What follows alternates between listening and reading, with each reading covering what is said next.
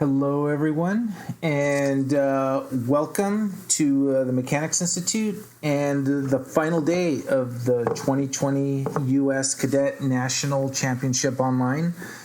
My name is Abel Talamantez. I'm the chess director of the Mechanics Institute. Joining me shortly will be Grandmaster Nick Firmian, three-time U.S. champion. He'll be helping provide the commentary for round 5, which started at 9 a.m. So we're a good 40 minutes into the games. And this event's an 8-player invitational. And it's sort of become a 3-way race here on the final day to determine the winner. Leading the event is Christopher Yu and Arthur Gould. They both have 3.5 out of 4, both international masters. And international master Justin Wang has 3 points out of 4. And the next closest point total is 2 points, which is Christopher Shen, Robert Shliaktenko, and Andrew Zhang Hong. And looking to get on the scoreboard are Rui Yang Yan and Max Liu, who are playing each other right now.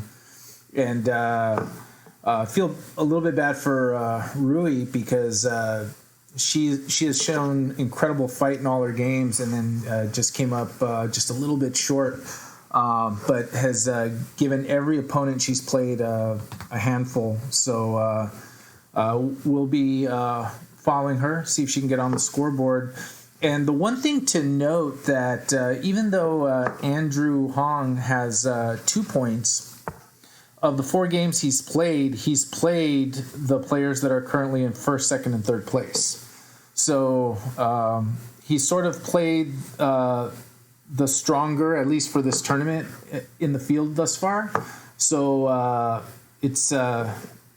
it's not unlikely that if he should have a really good day today, he'll be competitive. But with Christopher and Arthur both at 3.5, and they are actually playing each other in this round. So this game is actually a really huge game. And that's the game we have up right now, International Master Arthur Gould and Christopher Yu. So this is a huge match. If one of these players wins this, they'll be a full point ahead of the field. And they'll be in the driver's seat in terms of winning this tournament. So a lot on the line in even just this one game. And Justin Wang, he's looking to make a move, but the ideal scenario for him is for these 2 players to draw, Christopher and Arthur, and for him to come up with a win, and then we'll have a 3-way tie for first place, and then going into the last 2 rounds and them duking it out. And there's a lot on the line. So this is a national championship. First prize is $6,000 scholarship to the college or university of the winner's choice, sponsored by Duane Barber, the Dean of Scholastic Chess, and the U.S. Chess Federation. In addition to that, there's $1,200 in cash prizes distributed to those who finish in the top 3. So high stakes here in chess, and a lot to play for. So a lot going on, and we will be following what's going on for this round. So this round, like I said, started at 9 a.m. The next round will start at 1 p.m. That'll be round 6. And then the final round will start at 4 p.m.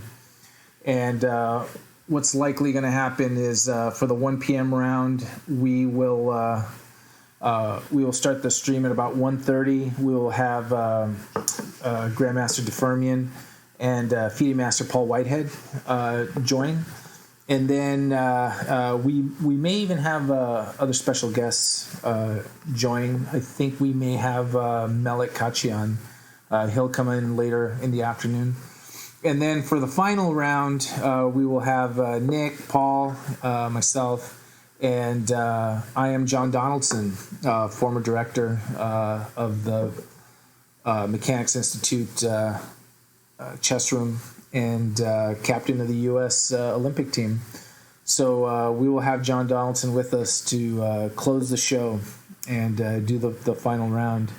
And the chief TD working in the back room, so to speak, online is National Tournament Director John McCumiskey. So I'll give him a virtual wave. And as always, our tournament director and organizer extraordinaire, Dr. Judit Sztaray, she's in the back. She started all these games, updating the cadet page with the standings and everything else. So kudos to them. Being behind the scenes, but certainly none of this would be possible without their help and the monitoring of the games, which is very important. One of the great things that we've been able to do for this tournament is we've been able to send the games to Dr. Ken Regan, who is scanning the games for fair play. He's been able to get back to us within hours. So every game thus far played in this U.S. Cadet has been screened for fair play, and everything is good. So it's actually really great that we have that resource, and he's been able to turn it around so quickly, especially given the importance of this event and what's at stake. So big shout out to Dr. Ken Regan for providing that resource and just making sure we have everything fair. Walter Brown in the chat, good morning to the cadets, and thanks for coming back. And Nick and Paul will be here later. Feel free to badger them with any questions. And thank you to everyone watching and joining in and following. This will be a marathon day as it was yesterday. A big weekend, but a lot of fun in following the chess and seeing what the cadets are doing. So for this round right here, this is sort of the feature match of the round with Arthur and Christopher. A lot on the line. These are the two players that are leading the tournament at 3.5 out of 4. So a lot on the line in this game right here. And this is the other game as we transition. This is Andrew Hong against Robert Shliaktenko. Andrew's, both of these players are trying to make a move. They both sit at 2 points. So if they want to get competitive to win the tournament, one of these players is going to have to look for the full point and try to keep pace with the rest of the field. The other game here is International Master Justin Wang, who's got... he's sort of the one chasing the leaders. He's only a half point behind, currently taking on Christopher Shen. Justin certainly needs a win here to try to be competitive for first with 3 games to go. And the other game in the tournament is Maximilian Liu here as white against Rui Yang Yan. Both of these players having a tough tournament. It happens. If you're a chess player, we've all been there. So I guess one of the learning experiences as a chess player, and especially such strong players of this young age, are the psychological non-chess aspects of improvement and persevering through difficulty and adversity. And I think if these players here, because they're both having tough tournaments, I'm sure the tournament has not gone how they've expected, but it's a lesson in resiliency because it happens to every chess player. I mean, Sam Shanklin was just on Friday, and he's written about it in articles that last year, was a really tough year and had a lot of adversity, but you have to kind of persevere and play through that. And I'm kind of hoping both Max and Rui adopt that attitude where, even given all the heartbreak and disappointment, still try to learn something from the event and play through it, because they'll be a lot better for it, for their future play.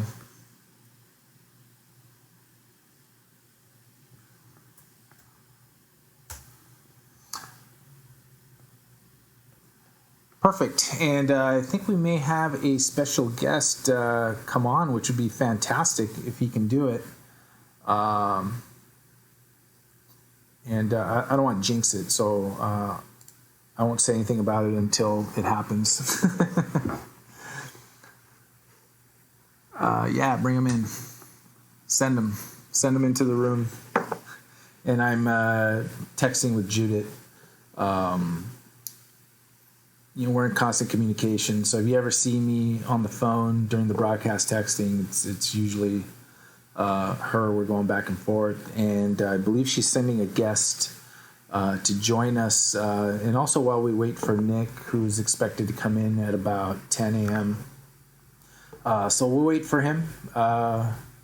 Special guest, feel free to pop in whenever. They all have the link. But as I was saying before, hopefully these players take this as a learning opportunity and build from it, because even though what's happening over the weekend is probably not their best event, the learning and what you take from it hopefully will pay off in the future with mentally how you deal with the loss and being willing to learn from the losses. Whether it was an in-game loss or something in your position, as chess players, it's not fun to go over games where we lost or we blew it or we made a bad move. But it needs to be done, because inevitably some concept of that will happen at some point, and better to learn it now. And joining us is going to be National Tournament Director John McCumiskey. Hello. How you doing? How's it going, John? How is the tournament director's room back there? Tournament director's room? Well, it doubles as a teaching room. As a school room? Yeah, it's going pretty good. So you are, for those of people watching that don't know, you are a national tournament director, but you're also a high school teacher. So you're virtual 5 days a week. How is that? I see you got your background all set up. Oh yeah, it's challenging. I had to put some stuff up on the walls, that kind of stuff, just to make it a little more, shall we say, inviting. And I think we've talked about it before, but how is your experience as especially a high school teacher, because I think you're teaching high school, helped in terms of tournament directing, scholastic tournaments? Because we've said laying down the law with high school kids is definitely a benefit. It's helped a lot.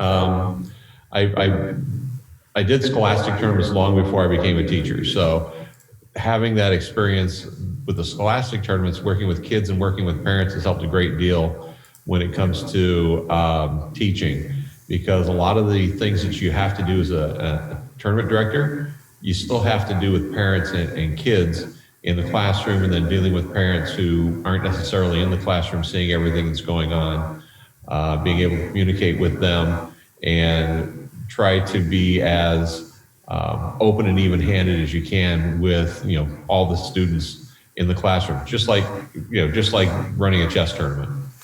And tell us a little bit about, because I keep referencing everything that goes behind the scenes. So a lot of what I've seen in the chat, in the chat area of the different games, people are asking, first of all, what event is this? Because they're noticing two strong players are playing each other under a longer time control.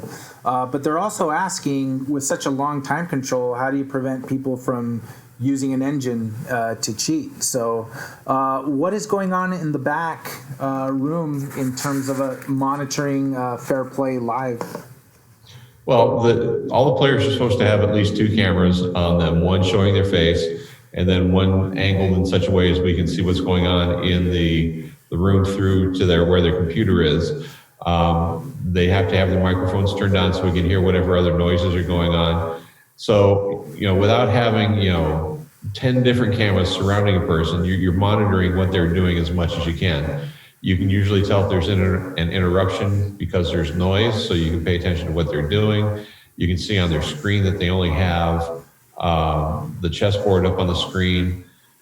You're doing the best that you can under the circumstances.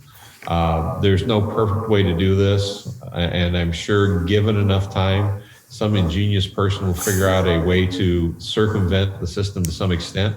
Sure. But you also have, the fair play rules and assessments that are being done with chess.com and then through Dr. Reagan after games are over. So you have an idea of where things should be compared to the results that you're seeing.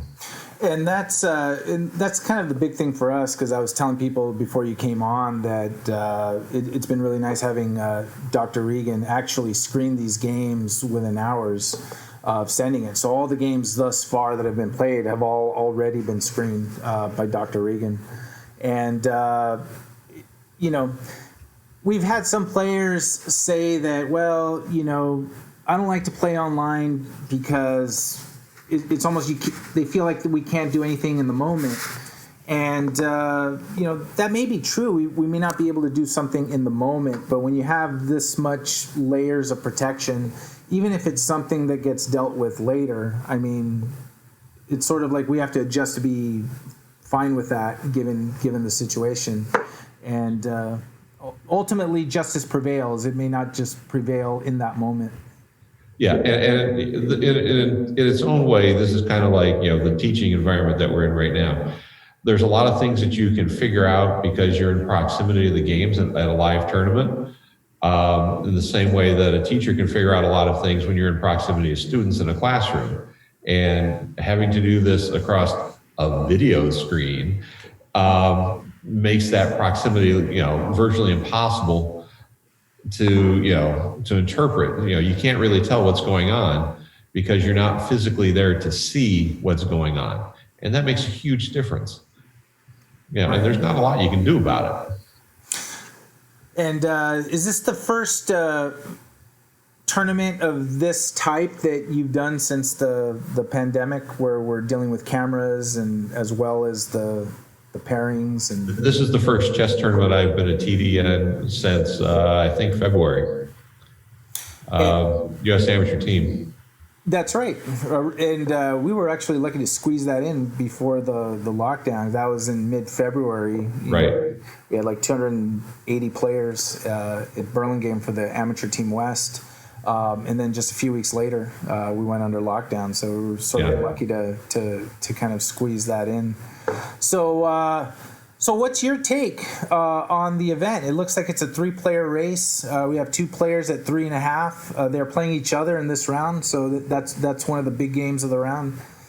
Yeah, in past years, it seems like the winner had been determined by the end of the, if you're doing the 1-2-2-2 schedule, by the middle or the end of the 4th round, you already kind of knew who was going to win. This is kind of nice because here it is Sunday, and you still have 3 players who are all going to play each other today, I believe, if I remember looking at the schedule right. Right. Or at least there's at least 2 games amongst them.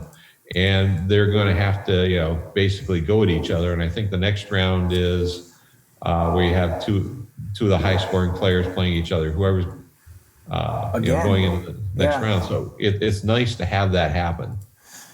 Yeah, and especially like on the final day. I mean, it's every event's dream to have the people that are in the lead have to face each other going into the final leg or the final round, and we're already having it in this round, and it looks like we're going to have it in a subsequent round. So there'll be a lot of action. It'll be exciting. Oh yeah, it'll keep things busy, that's for sure. And, keep everybody engaged. And joining us is Grandmaster Nick Firmian. Hi, John. Hey there. So here we are, and Nick, we were just going over the fact that one of the games in this round is between the 2 tournament leaders, Arthur Gould and Christopher Yu, right here. And Nick, tell us what you see here. This is not quite for all the marbles. Well, but pretty close to it. Yeah, you're really set up well going into the last couple of rounds if you could win this game. I would like the solid black position, unless white can make a break or something. Then I'd like the knight sitting in front of a pawn on a dark square so that bishop isn't so effective. And yeah, it's still very close. And John, just so that the viewers know, you are out of Sacramento. That is correct. And actually, one of the fun things in following the online clubs is Sacramento Chess Club has been online, or the club out of Sacramento with FPON kind of leading. Michael Eichner picked up stuff right after we locked down, and then Sacramento Chess Club is now has an online presence. We're working to get to a point where we can run weekly tournaments again, USCF rated. Need to be able to, get approval to, actually do manual pairing so we can do that kind of stuff on a week-to-week basis. But we're looking forward to, being a little more active that way in the very near future. Yeah, it's actually interesting how chess.com will go, because Judit got the authority to do the pairings online just based on the work she's done with the online rules and the fact that she is a tournament director. I'm curious to see if they'll expand that authority to, people that lead online clubs that, or that are tournament directors, and sort of empower them to kind of direct their own clubs, because I've been curious of whether that's something that they wouldn't be willing to be liberal with and allow club administrators to empower them to do that. So I'm kind of curious if they'll kind of loosen that a bit and let TDs do their thing. Yeah, not that they aren't already humongously large, but it still might be able to be a way for them to draw in more players, especially when you can't go to a chess club, drawing more players to participate in their forum. Especially since we've had moments where something happens, like in a tournament where manual pairing isn't done. We've had some glitches where somebody didn't get paired, and we're not able to fix it. Whereas a tournament like this, or the Tuesday night marathon we can actually fix glitches and restart games if something didn't get started right. So it would be a nice thing. And actually, people have reached out to us, local clubs and local scholastic clubs that are nationally known, looking to be empowered to do that, so they could run their own events and pair their own players and what have you. So hopefully they kind of loosen that up, because I think it's a lot of fun. I think our players love it, the manual pairing, and that might be the way to go to kind of bring more people in, because I think people love that. Yeah, I think in the long run it might be advantageous, just because you can have that dual setup eventually, where you can actually go to a tournament if you want to, or somebody can choose to run online tournaments, and get people to be active that way. So Nick, can I just ask, John? You used to do manual pairings in the old days all the time. I still have pairing cards.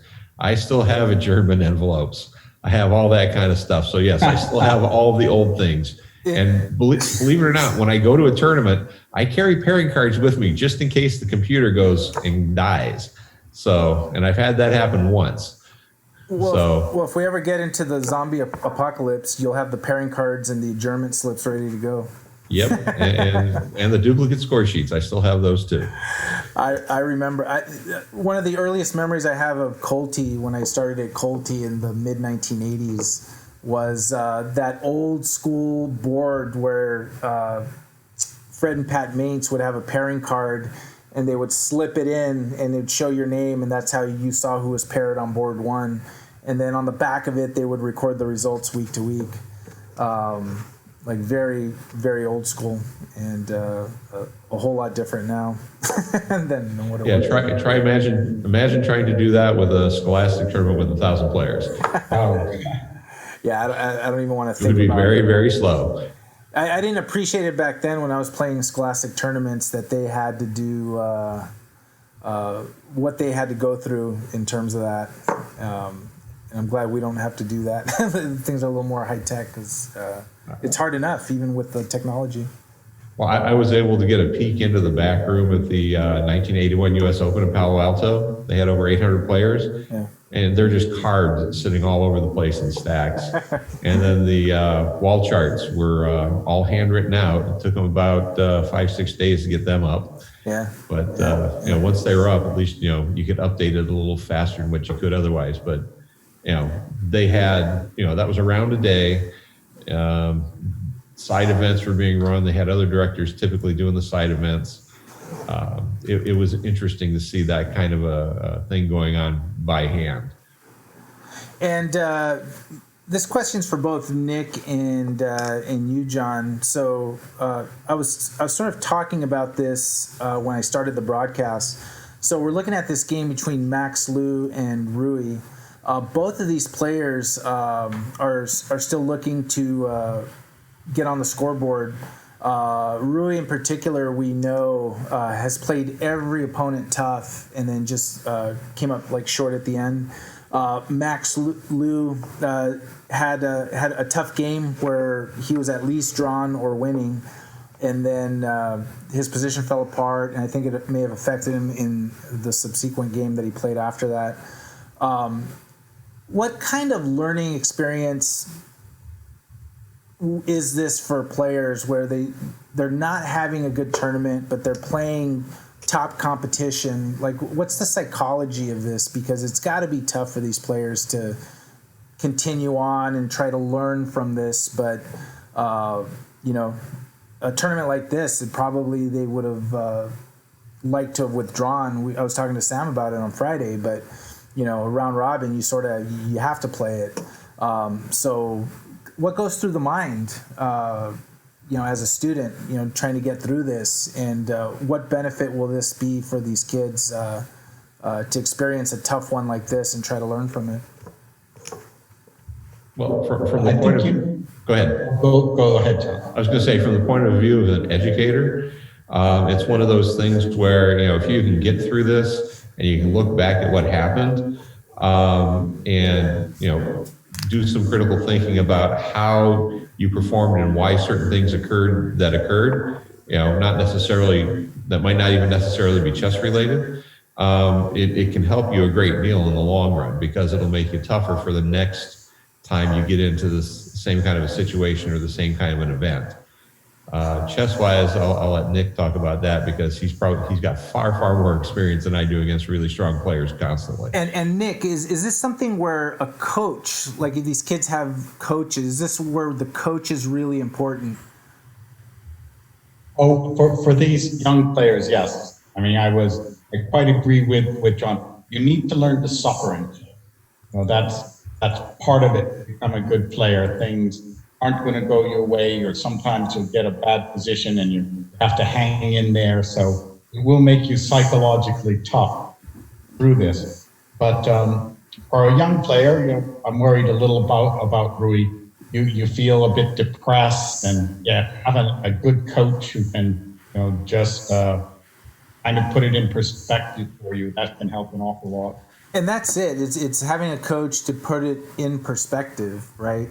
And and this is one where a chess coach, the high value in terms of this is not even necessarily the chess, but helping her and her personality deal with this setback and trying to derive good from it. Well, I would imagine that in a good coach, before going in, you'd set reasonable expectations and reasonable goals for how you might do in a tournament like this. And just to get to the goal, if you can do that, that's a plus, even if you're getting, for lack of a better term, beat up, during the rest of the tournament.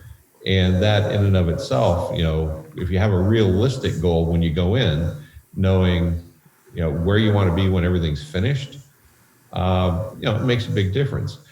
Somebody like Christopher Yu is going to have a completely different set of goals than I would imagine than Rui would have before the tournament started. Right. No, yeah, absolutely. And then from Rui's perspective, it's, probably the realistic goal is experience. And, especially against talent like this, whereas Christopher's goal is probably win and take it down. It's like, a different set of expectations. So Nick, let's take a look at the top board here. I mean, it looks like not a lot of action going on, but maybe there is. What do you think? Is there any opportunity for either player? There's long-term opportunity. Put a rook on d8, push a pawn to e5. If I were white, I would like to try to get the game more open. Maybe consider pawn to f5 to trade some pawns, try to get rid of that d pawn. But now here it's Christopher's move. I would play rook on c8. Long term I like black. White needs to find some front to open things up. And moving on to the next game here, it's Andrew Hong and Robert Shliakenko. Yes, Robert's had some very entertaining games this tournament. Yeah, he's an action player. Whoa. It looks like that pawn on e5. Oh, what a move. Okay. Andrew's trying to open things up. I guess black probably has to go pawn to e4. And I wonder if then we get these sacrifices. Bishop d6, queen b6, bishop e4, pawn e4, knight takes e4, a piece sacrifice for those center pawns. I mean, you'd have to do something because where does the bishop go after e4, right?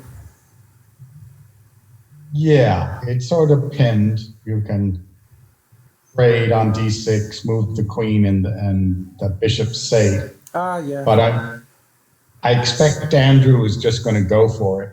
That happened. And then peeking in on this game with international master Justin Wang against Christopher Shen, FIDE master. Justin Wang's a half point behind the leader, so the dream scenario for him is that Arthur and Christopher Yu draw their game. Justin wins this game, and then now there's a three-way tie going into the final two rounds. So for him as white, how does his position look, especially knowing that ideally he would love to get a full point? Well, I like those white squares on the queen side are weak. White has some control with that light square bishop, so definitely a slight edge for Justin. And he's just taking advantage of those squares there with bishop b5. And then the final game we're following here in the round is between Max and Rui. Lots of pawn advancement. We can't root for both players to win this game, can we? We're rooting for both of them to get on the scoreboard for sure. But there's going to be either a win, a loss, or a draw. So we'll see what happens here. Yeah, I kind of like Rui's position. That light squared bishop is good. Get rid of the knight with knight to d7. No, we don't know which sides the kings are going to go on yet. What do you think of White's g4 move? That's where White wants to expand. Even if White would castle king side, you still want to advance those king side pawns. And John has gone back to the back room, so to speak. That was National Tournament Director John McCumiskey, who is the Chief Tournament Director of the 2020 U.S. Cadet National Championship, and him and Judit are the TDs for this event, and they're doing their thing in the back room, and we want to thank John for everything he's doing to keep the event moving smoothly. And let me just update our pictures here. Yeah, this will be there we go. This will be an interesting round, especially with the Christopher Yu and Arthur game. Let me go back to that game. Yes, it's with Justin and Max. It's all right. That's probably going to be determined in the time pressure, as most of their games have. And I'm sort of looking at ahead in the standings here, or for the pairings for the next round. So Christopher is going to have no, that's not. Yeah, Christopher is going to have Justin Wang. That'll be a tough match, and Max Liu. So, and then Arthur is going to have Robert Shliaktenko and Justin Wang. Of the two players there, it looks like Arthur might have the tougher path to scoring points. And then Justin Wang's going to have Robert, like we said. Who does he have? Oh, wow. He's got he's got it tough. Justin Wang's got it really tough. He's got the two leaders, Christopher and Arthur. But the good thing, in his hands. Right. Oops, sorry. It's in his. I mean, even though he's a half point behind, you could actually say that he's the one that's sort of more in control of his own destiny. He just has to come out like a beast and just win, baby. Just win, baby. So, all right, let's the action game of the round here. Look at this with. Really targeting that C7.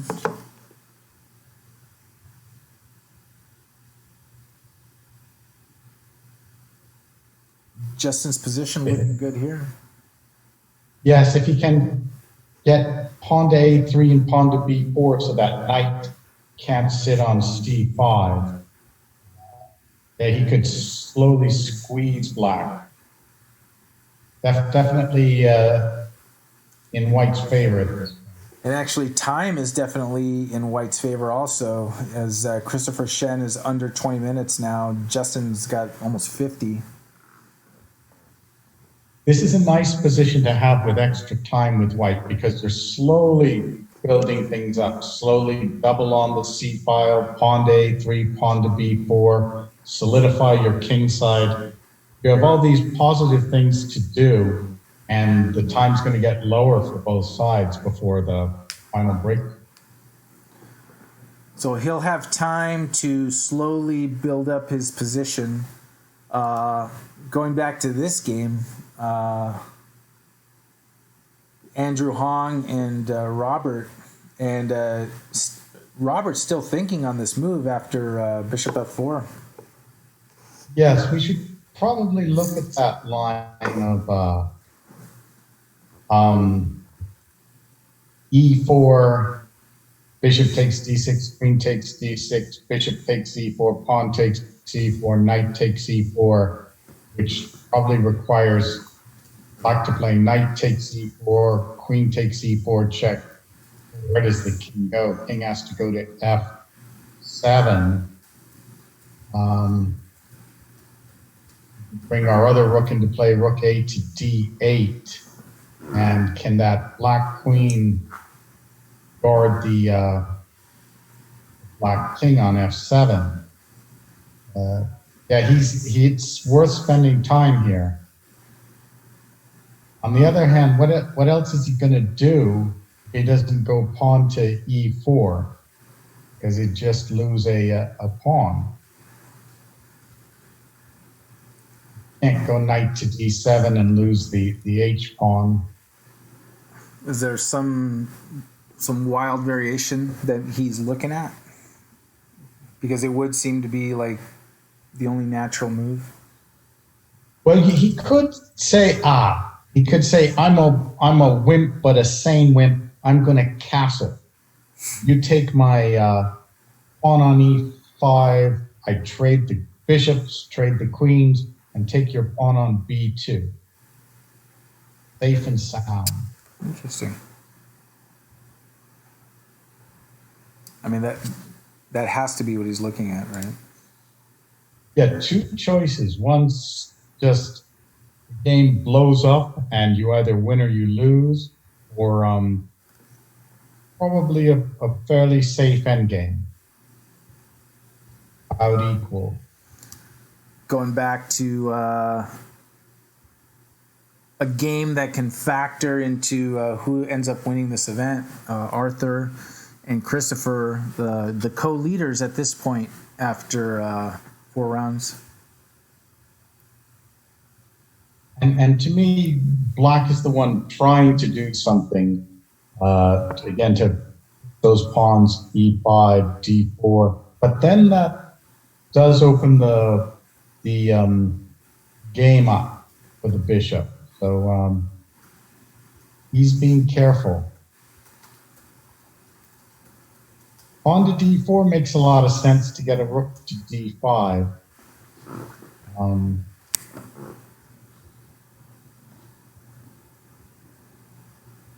And Arthur has to do something. Can't just let those...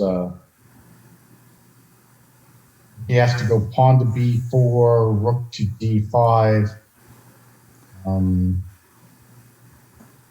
And here's sort of one of the things we know about Christopher is if there is some way for him to try to win a game, he will definitely go for that. And that sort of puts a lot of pressure on the other players because I think Christopher's developed that reputation. And players know that if they're going to get a half point or a full point on Christopher, I mean, they're going to have to earn it all the way. And if a position looks even, Christopher's still trying to find the way to win it. And, and I guess is Arthur the same? And does the position dictate for him to try to make a move to try to win? Right. So when you look at this position for White, is there some way for Arthur to look at this and say, hey, this looks even, but I have this pathway to try to make something happen? I think Arthur he was suffering in the position, and his last move is very committal. I'm wondering if he's just lost now. If the pawn takes c3, White has to recapture, probably pawn takes c3. Black trades rook, rook takes d1, rook takes d1, tries to trade the other rooks to d8. Just because those pawns are doubled isolated and on black squares, it could be a losing ending for White. And of course, us old players always look to the endings. You want to jump straight. You want to avoid the middle game tactics and go to the end game. It's funny you say that because I know Paul does that. He's always trying to say, well, if we could trade pieces, I like the end game for me, or But I mean that it's not like that's not a consideration. Let's. It's also. Yeah, go ahead. When you played a lot of games, you have a good feel for what is a losing endgame or winning endgame. So you're always looking to just transpose into something like that. And we know Paul has certainly played a lot of games, as you have. So here's the position with Justin Wang and Christopher Shen. Christopher's played Queen F8. I like this. He's trying to get his pieces into play and get the pawn break to F5. Maybe if you go Queen F7, Rook F8, and pawn to F5, then all his pieces are working. God, just that absolute dominance of the C6 square. That's going to be tough. And then the black... Well, if all the action is on the king side, then maybe that bishop on B5 doesn't interfere with black's game that much. Yeah, because it's out of the picture, sort of. So these next few moves are quite critical. And was Rook D1 just so that the queen can maneuver around and then the bishop's guarded at D4? Or? Yeah, I confess I don't see the idea of that move right now. Why the D file for the...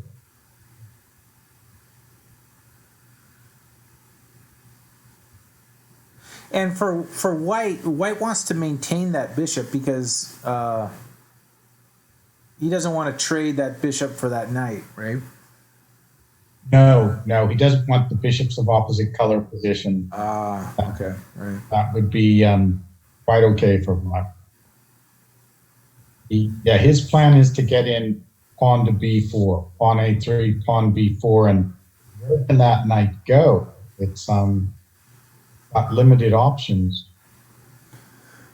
All right, as that game develops, we'll go back to Max Liu and Rui Yang Yan here. Oh, Max breaks on the queen side. Pawn to G4 on the king side, now a queen side break. And we're at move 16, and neither player has castled yet.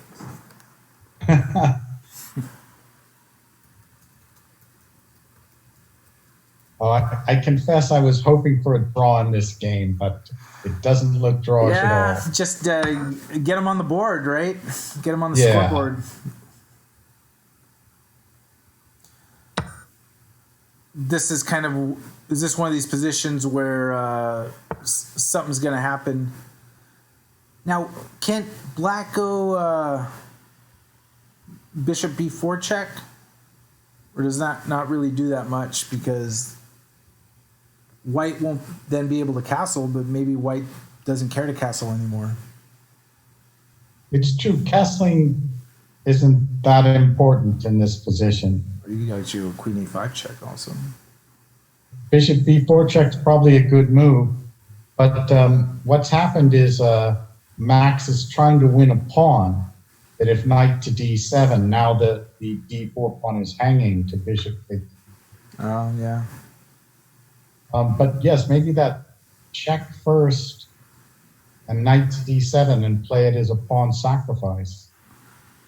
Pawn sacrifice to prevent him from castling.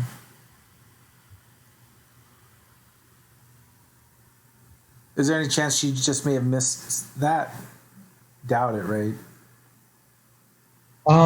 She may have missed it because where is that knight going to go? Do you really want to go back to g8? I can't see her playing that move. Right. It's possible that's best. Bishop checks, king f1, knight to g8, and come to e7. But yeah, I'm not sure she thought this out though.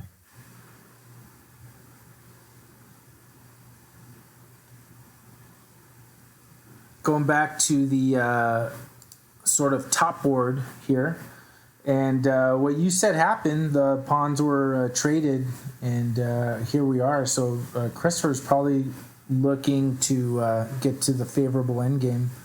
What happens? Oh yeah. Like would he be looking to just trade up all the rooks here? Well, white wants the position more fluid. So if it were white's move and white could go rook to d6, that would keep at least one rook on the board.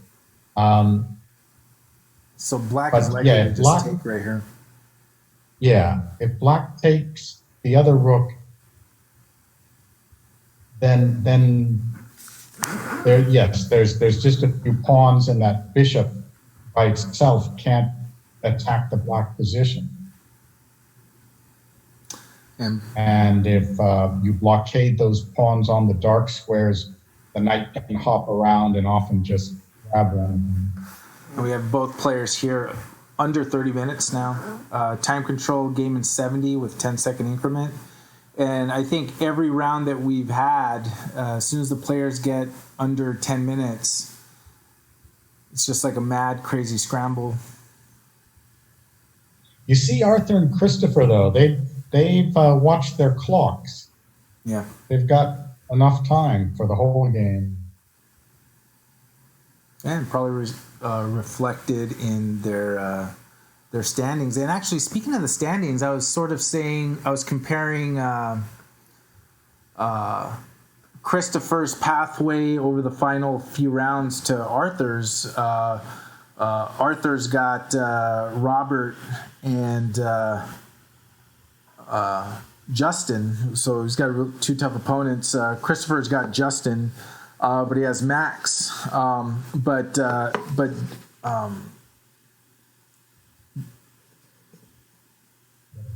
Careful when you decide that somebody's a target, because I've got to get a point against them, and they're capable players who can. Well, actually, that's what I was gonna bring up, because if somebody is looking and says, "Oh,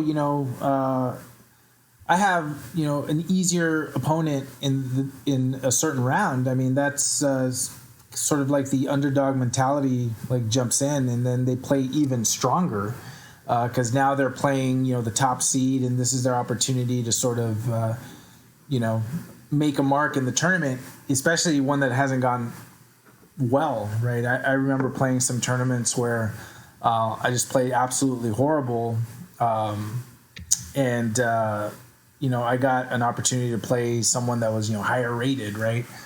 They may not have been doing well in the tournament either, but now I was playing a higher rated opponent, and then I got psyched up to try to sort of prove myself, right? I had a bad tournament, but now I'm going to use this one game to prove that I'm still here, that I still have it together, and try to get some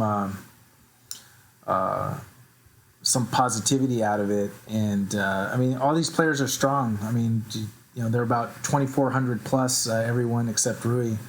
So they're certainly capable of.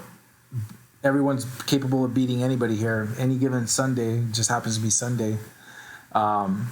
So yeah, there's. I wouldn't want to target Robert. Say, "Oh, I'm going to score a point against Robert." I figured he'd just hand it to me there.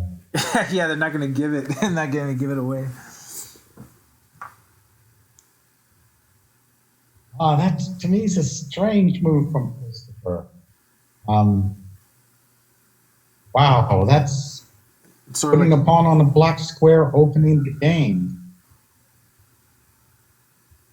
And then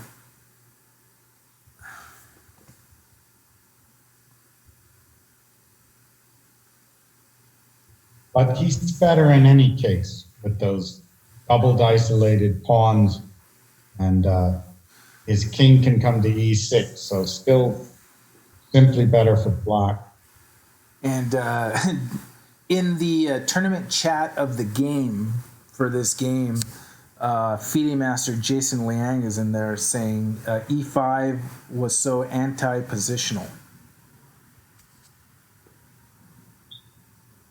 Kind of agree with that, but it may not be a bad move at all. Sometimes you break the so-called rules that, but the position you end up with is good. Does H4 become a target if there's exchanges? Because right now the bishop and the rook are sort of guarding that H4 spot. But if you start trading everything over, does that become something that can get targeted later on? You could play, for instance, white plays pawn takes e5. You could even go knight takes e5, forcing bishop takes e5. Pawn on f6 takes e5. And it's a rook ending where the black king is close to the center, and those doubled isolated c pawns are targets, and that h4 pawn you mentioned is a target. So all the little things in black's favor. All right, let's, speaking, we're just talking about Robert, let's jump to his game here.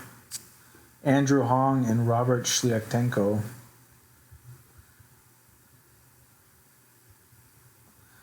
So after bishop f4, it looks like, actually, let's just jump to that. So after bishop f4, that's what happened. Okay. Yeah. And then castle. Yep. So he's found another safe way to just even material. Yeah. And now he was able to castle, but now does black have some opportunities here, or does white? What do you think? Because b2 looks like it's hanging right now.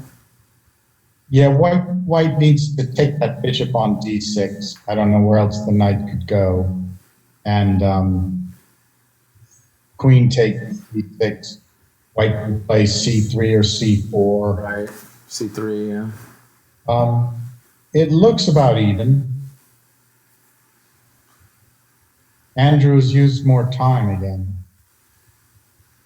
Yeah, and he's low on time. He's like at 15 minutes left, which is we're getting to that witching hour where things go crazy. It's been interesting to follow just what happens in these games when they get under 10 minutes. A lot of action. Let's check in on, speaking of time, Justin Wang over here, he's got 42 minutes still. Christopher Shen's under 10 minutes.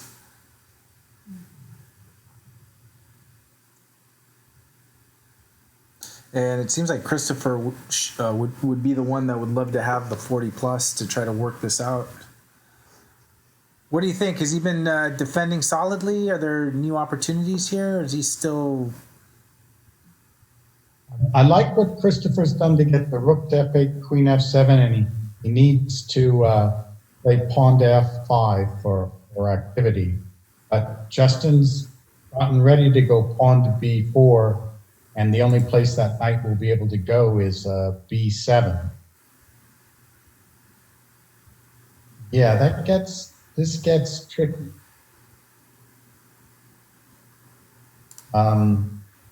And then that after b4, that's c7 pawn's a target. So, better for Justin. And then flipping over to Max and Rui here. And Max has castled now on move 18. Rui should have done your check. Yeah, I mean, Rui's knight doesn't look good over there on g8. And she had to move the bishop anyway. Right. Why not give it a check? What did happen, actually? Yeah. Yeah, this is... Yeah, it's just moved knight g8 in that moment. Yeah. Yes, may as well have gone bishop checks, then knight g8 if that was your plan. Let me switch over to the top board here. This is where we're at here.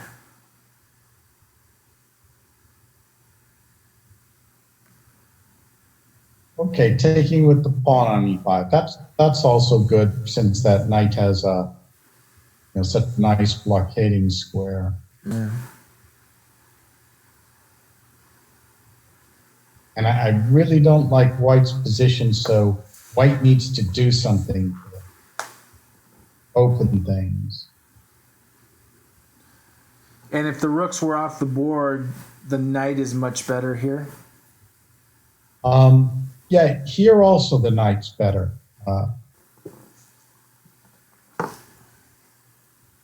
I wanted to keep it closed, but yeah, it's the knight's always better in this position unless the white rooks can get some kind of attack on the king, which doesn't look likely. Going over to this game here, and in this game, Andrew Hong has offered a draw. And I think that's sensible of him. And Robert's thinking about it. You remember earlier, Robert had a winning position. His opponent offered a draw. It wasn't winning, but clearly better. Yes. And maybe he's thinking, well, let me really let me think about it this time. Do I want to do that?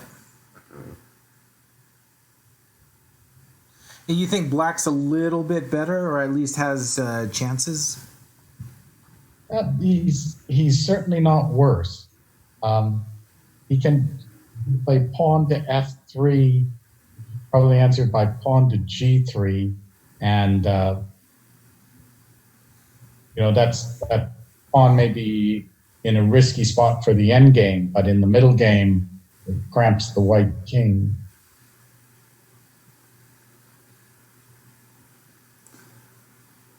Well, if the times were reversed, then that would make sense for Black to take a draw. But with extra time, Robert should play.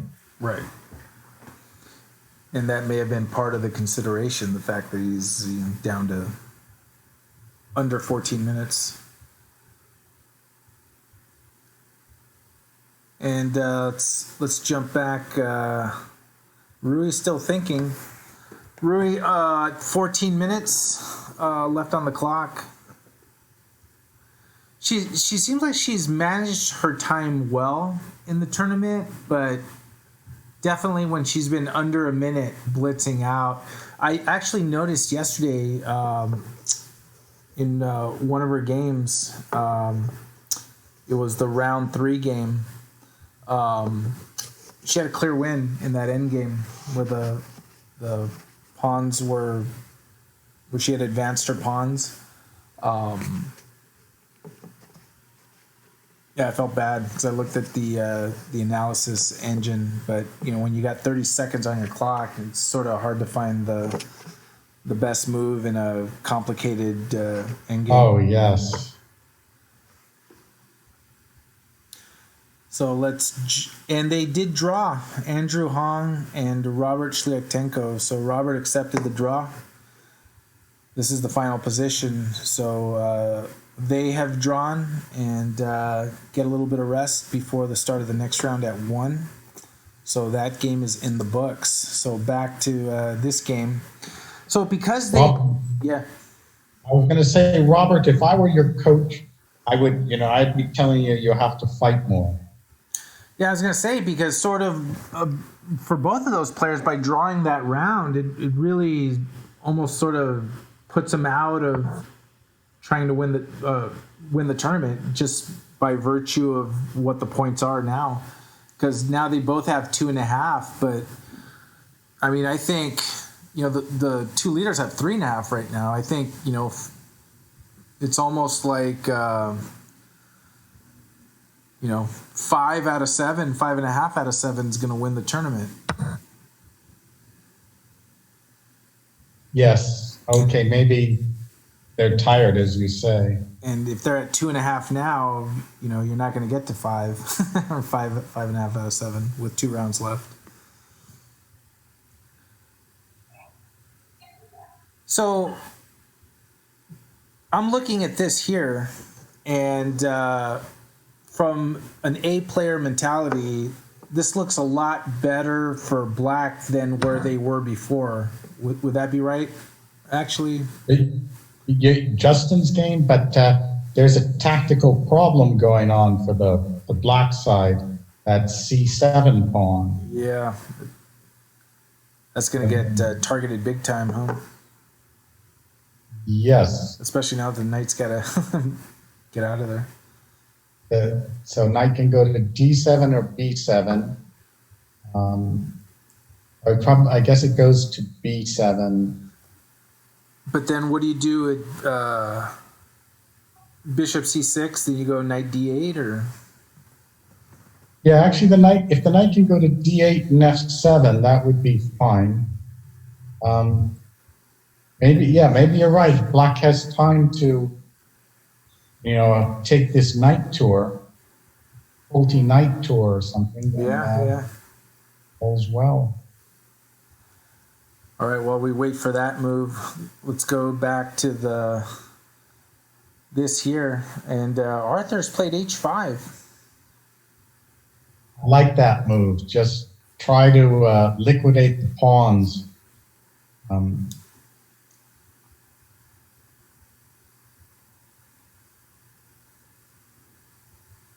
Yeah, he wants it open, and that's a good move.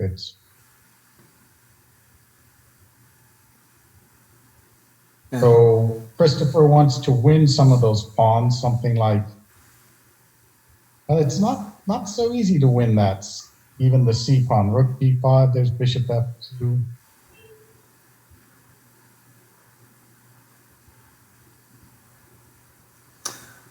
Let's go over to this game. This is kind of a crazy. I'm looking at the clocks here. This is like, we're looking at 40 minutes to 3 minutes and 58 seconds. Oh yeah, this poor Christopher is in trouble. Bishop d3 is in the air too. Like rook takes e7, queen takes e7, bishop to d3, and point there. Yeah, there's a lot of problems. Play rook d5. And he doesn't have a lot of time to work it out as precisely as he probably could. Yeah, I think that game is over. Oh, wait a minute. Rook e7, queen e7, bishop d3. There is rook to e5. So white can't go bishop g6, rook e2. But maybe bishop d3 right away. Feels like Black's position won't hold together. Let's check in on Rui's game here.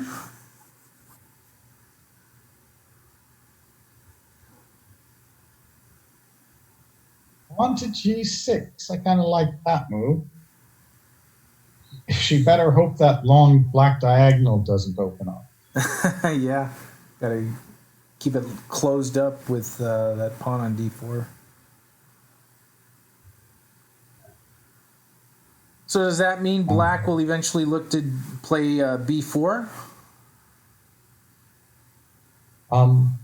Yes, although that would allow rook to c4. Yeah. There's a battle for squares on the queen side. And looking at this game, this is where we're at here with Christopher and Arthur. Okay, now, yes, this is Christopher's trying to win. We've gotten a critical position. How can he make it work? Should he pin the pawn rook to h8 and then play king to d5? Rook to h8, maybe bishop to f2, guards the c pawn, plans to go rook g1. Christopher could have gotten a little more than what he did here. And they have a sort of equal amount of time. Yes. A lot on the line here in this game. A lot at stake for these two players that are playing right here. They are the co-leaders of the tournament with 3.5 out of 4. So a decisive result either way creates really nice separation. And Justin would jump into second place with a win. Yes. looks like he's going to get. Right, and he'd be a half point behind, but then he'd have the opportunity to play the leader. So, like you said, he would control his own destiny. Which, say, if Arthur would lose this game, but then Justin plays both the other leaders, and there could be big lead changes in these last rounds. Yeah, they could be going back and forth. Yeah, it's worked out really well for the spectators that way. Yeah, it's nice to have a final day where the ones in contention are battling it out with each other. Going back to this game here, this is the current position.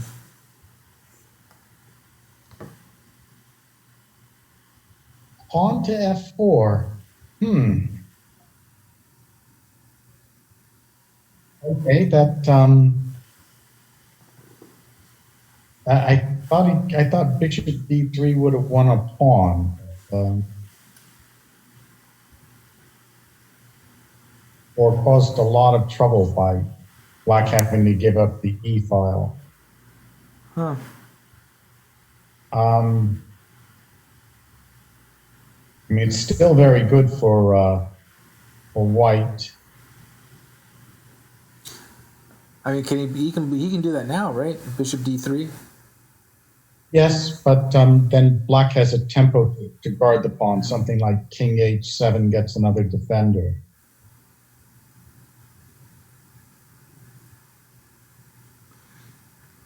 And in the other game, Christopher's still thinking, so he's got his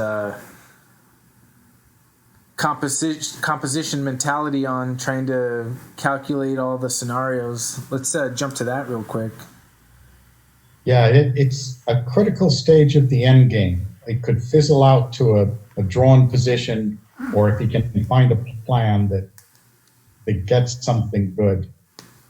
But I like what Arthur's done the last few moves. Now that pawn h5 is on a white square, he's kept one of the rooks on the board, can liquidate things, maybe with pawn to h6.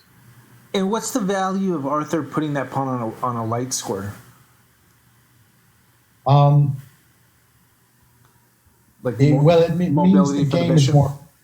Yeah, it means the game's more fluid. Yeah. And yes, it's specific maybe that can you make that pawn move? Well, here it can advance to h6. But if it had gotten blockaded on the h4 square, if Black had gotten pawn to g6 or h5, then it's just a target for the rest of the game. And going back to this game here, Christopher Shen, it's his move. Bishop d3 was played. Okay. It's still at least a slow build-up. That g6 pawn is a target. And right into h7, I expect. And it's sucking out Christopher's time right now. He is under 2 minutes. We could see maybe something. It almost seems anti-positional, but if king to h7, pawn to f5 to break it up, and if pawn to g5, the rook comes into e6.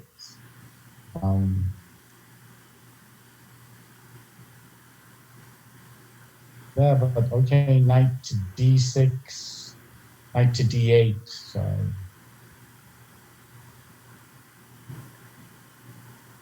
I think Christopher just has to play quickly, a minute and 20 seconds. Yeah, gotta make a move, unless he's calculating something that's a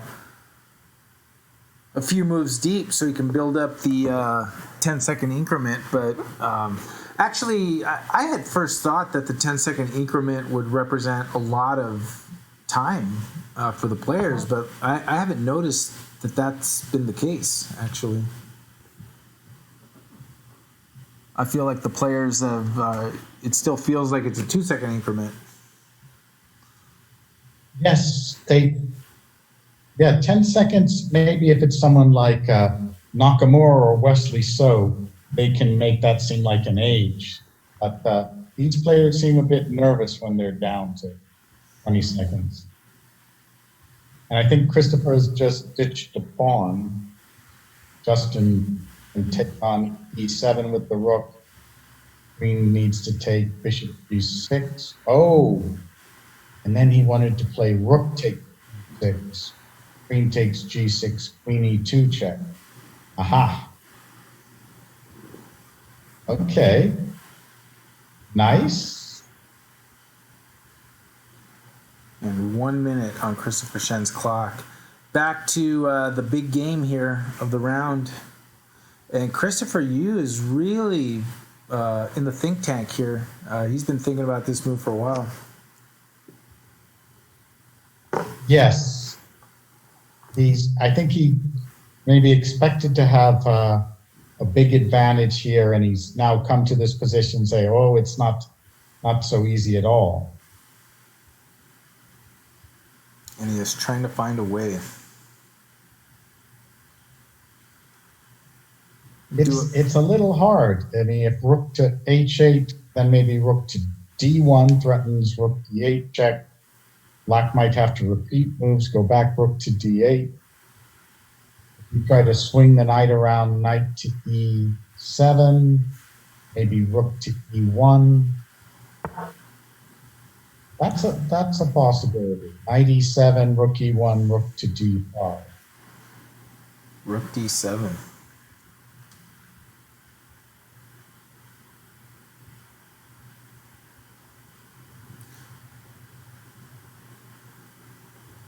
Okay, a nice slow move. White can exchange another pawn, pawn to h6, pawn takes, rook takes h6, check into d5. Certainly black is better, but bishop to f2 guarding the c5 pawn. Let's do a peek back at this game here. Justin Wang plays queen c6. Christopher Shen is under a minute in time left. Oh, what a difficult position to have with black with so little time. Especially there, trying to work that out. Yeah, I like that. If knight to d8, a8 the plan, and how do you guard that knight? Oh, nice plan by Justin. Queen a8, can't play king to e8 because of bishop b5 check. You have to play oh, there you go. queen to d7. And right, bishop b5 is one possibility. Queen takes b5, queen d8 check, king to g7, queen c7 check or something. But the way Justin's played this, I think he's going to really, he's not rushing things.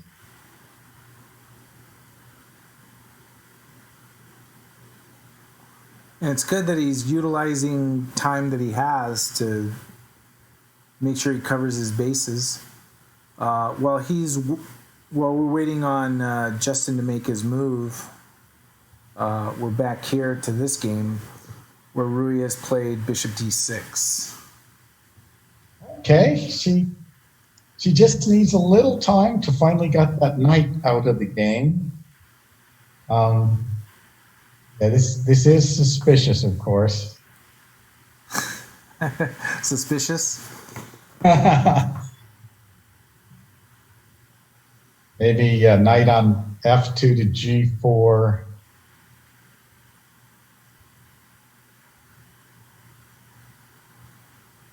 The tactics start on to h5. Yeah, Rui's going to need to open up the game a little bit here.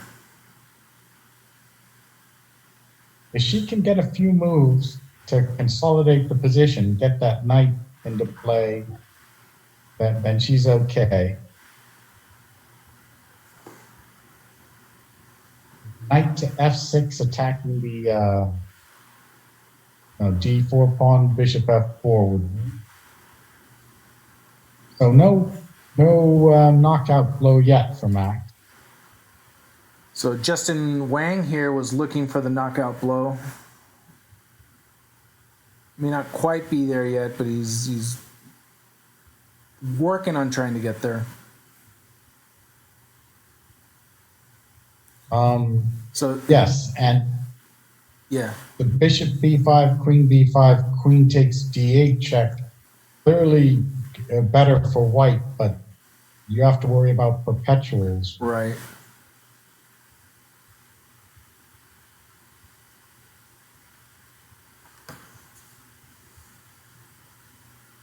On the other hand, you can't just sit there and allow king g7 and knight to f7 because your advantage goes.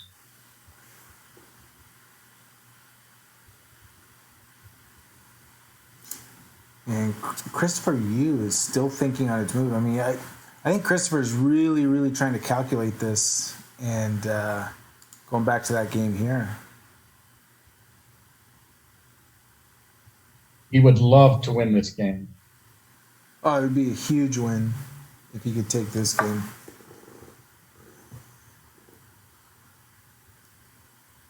Especially as black.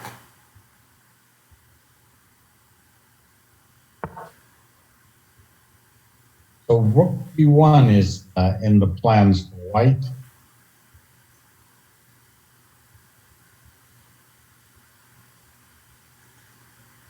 Rook And f7. maybe the bishop has to go perhaps to e3.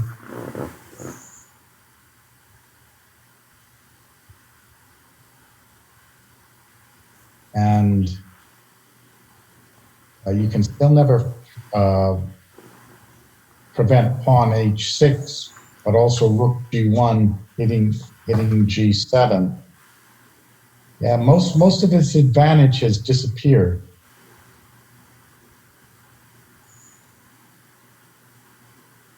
We are approaching the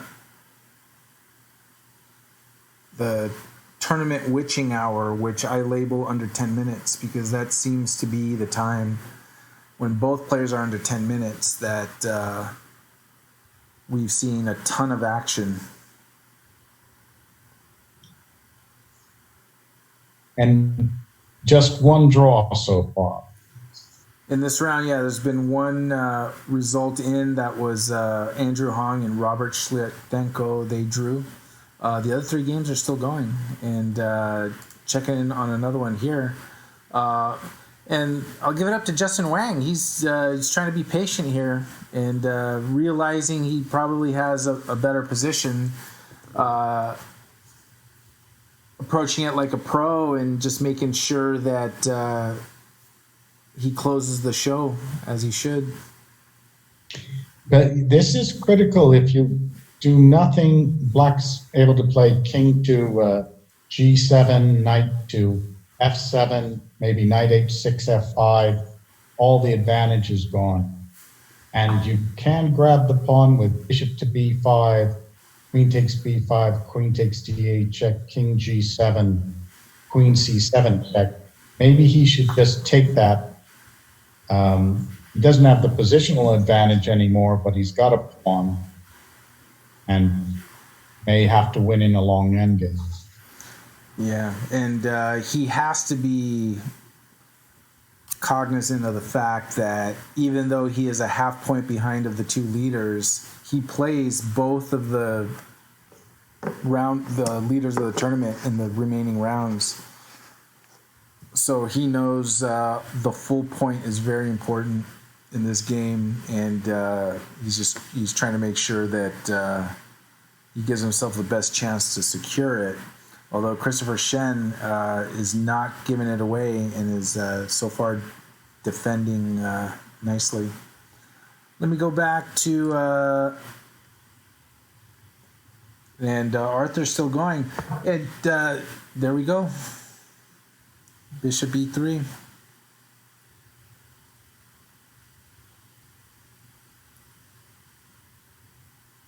Yes, and now that bishop has become a very reasonable piece. Sort of guarding c5, guarding some squares on the king side. About 5-6 moves ago, it was a pretty rotten piece. Maybe knight to e7, followed by knight to f5 or g5, get some play.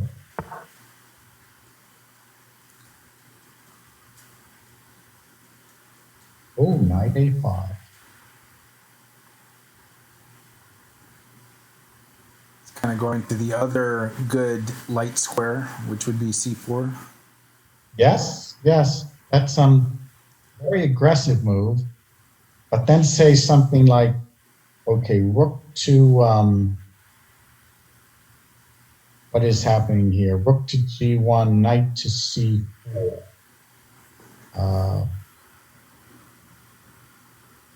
As that c pawn is become free, but doesn't look like a danger yet.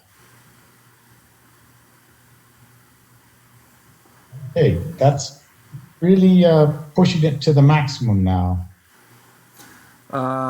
Check out the developments here in this game between Justin Wang and Christopher Shen. Okay, did play bishop to b5, traded the bishop for the knight, grabbed that c-pawn with check. And, but was that a mistake from Christopher? He didn't play rook to f7, he played king to h6. And if the rook goes to e7, there's the threat of checkmate. Yeah, what if he goes queen d8? Queen d8 might be better because rook e7, rook f7 offers the rook you can't take because of perpetual. So queen to d8, maybe the king has to come back to g7.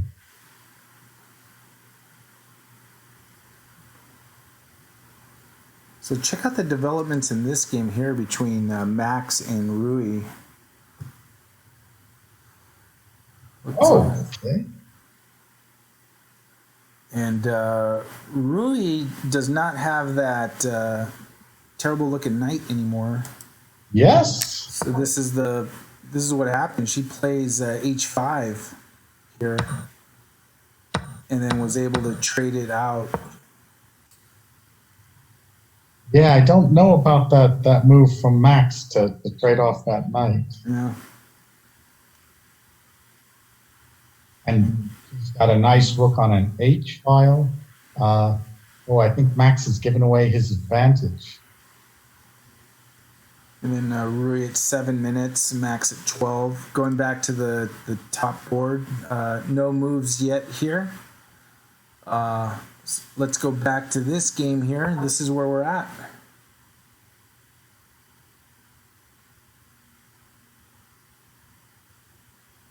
Oh, this was a bit strange. He's given the pawn away.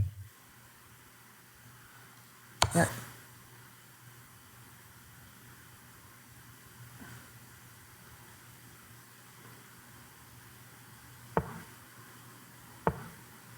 Okay, yes, that's...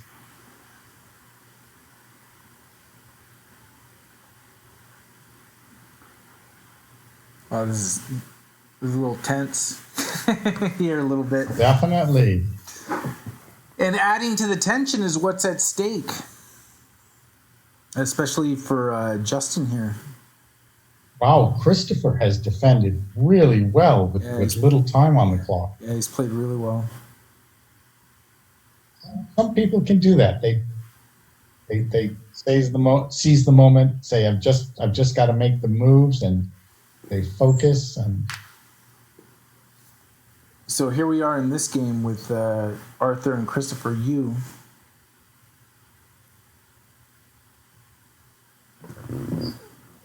He's created the pawns h6 check. The a6 pawn is hanging. Seems to have any chances at all. You have to play rook f6. And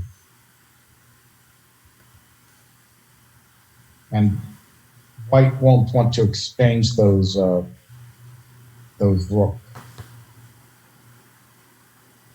Rook to h7 or rook to h8. It's gonna be a lot of work for Christopher here if he wants to eke something out. Does well, he sort of has to go rook f6, right? Has to go rook f6 and say rook to h8 and knight comes to c4. At least you've got a great knight on c4. Would white look to trade here? No. No. Because the c5 pawn's blockaded. You traded, king takes, king to d3. Maybe king to f5. That's clearly in black's favor. So moving over. Sorry, just switching over here. 30 seconds left for Christopher Shen.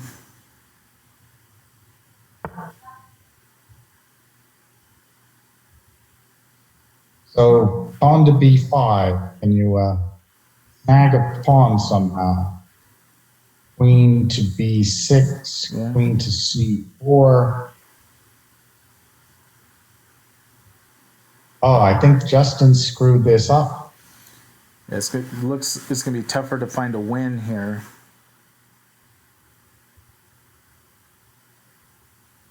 Sometimes when you have this big time advantage, big positional advantage, you think, oh, I'm just going to win.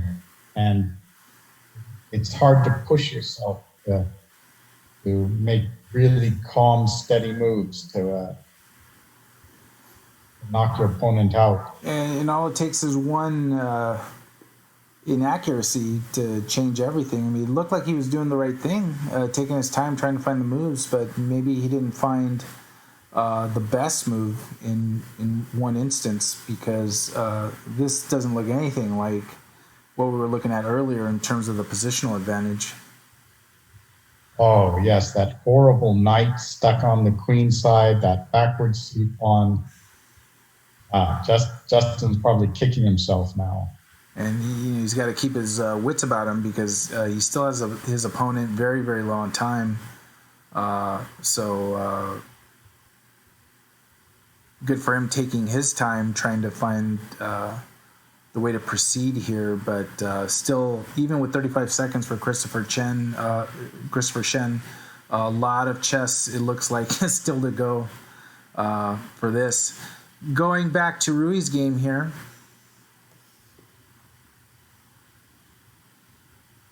Okay, she's guarded the d pawn, bishop to a3, wanting to come to c5. And amazingly, we're at move 25 only here for this game. Yes, there's bound to be some mistakes in this complicated position with so little time.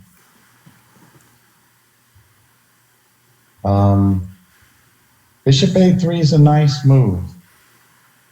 You know, black can go pawn to b4, but and say bishop back to b2, and white's got that nice c4 square.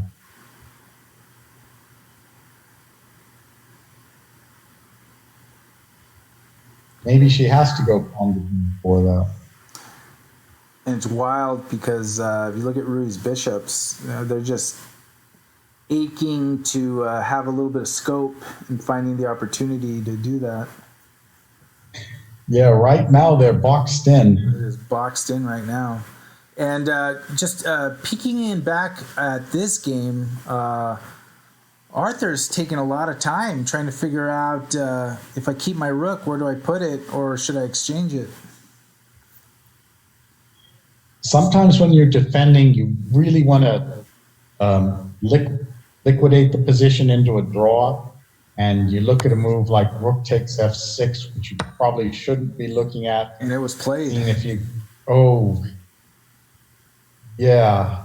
I think that lessens his chances. It certainly solidifies Christopher that he's not going to lose this game. Right? Yeah, that's for sure. All those ugly pawns on black squares. Oh. Now, is White looking to target that e5 pawn, given that it's on a dark square and he's got a dark bishop and the king? If he could get in king to e4, yeah, that would be good.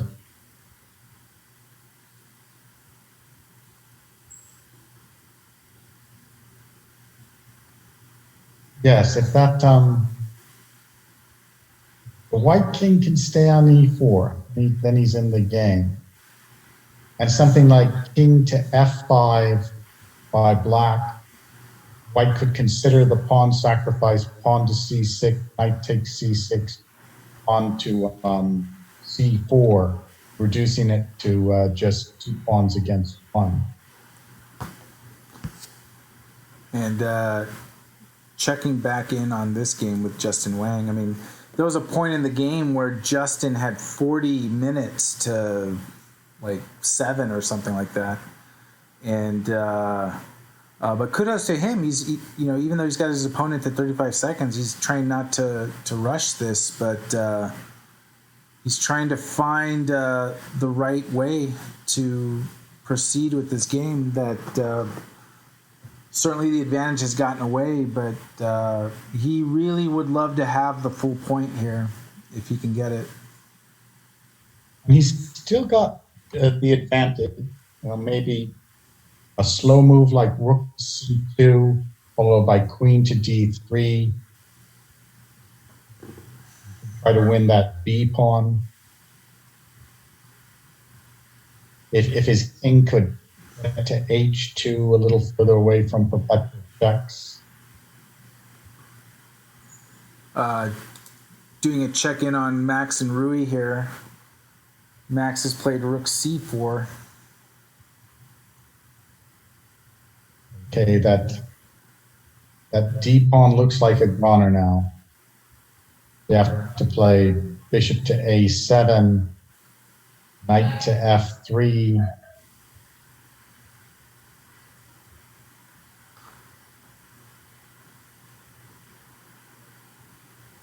There's some threats, though. If you go bishop a7, can you start thinking about setting up bishop takes e4 if you can get the queen out of the way and you got that nice diagonal? That light squared bishop may come into play. And bishop a7 played. So knight to f3 puts too many white pieces on the d pawn, and you have to do something. And Rui at 2 minutes 45 seconds. We'll see if that starts becoming a factor. Let me switch back to this game here with Arthur and Christopher. Here we go. The end game is afoot. And now Christopher attacking a3 there. He's got to go bishop c1.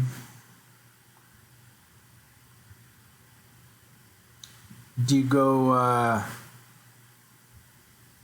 a5?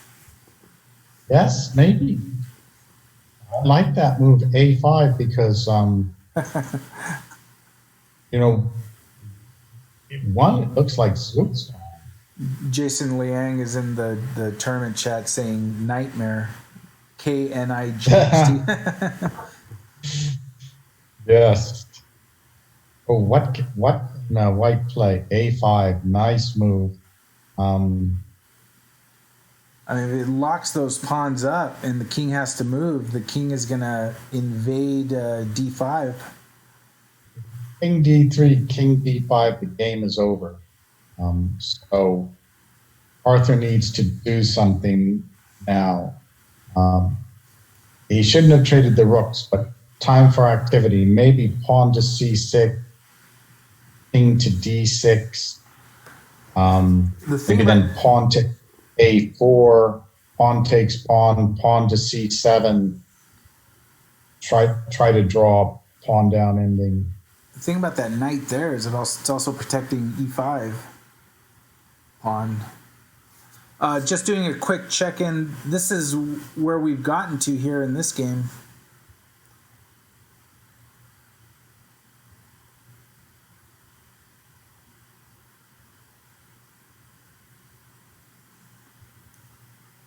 Is it pretty much even, or does someone have an advantage?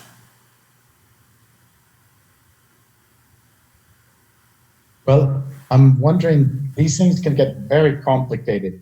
White would trade the rooks, takes f7, takes f7, king e4, king e6, king d4. Okay. Black can hold the draw with king e7, king d5, king d7 with opposition. So the pawn ending's a draw. All right, switching quick to this game because we've had moves played. White had played bishop h6, and now black has played knight takes a3. Okay, your time is up. You have to do pawn to c6.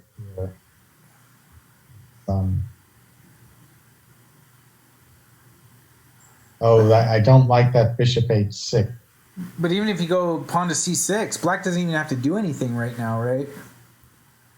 Knight back to c4. You can just go to c4 because if pawn pushes c7, you just simply go king d7 and you're covered, especially because the queen square is a light square. Bishop h6 was lost all hope. But he might have still had a draw with pawn to c6. C6 played now, but maybe a little bit too late. Yep, and then yes. knight c4. Yeah. Knight c4, and that c pawn isn't going to queen, but the a pawn is marching down.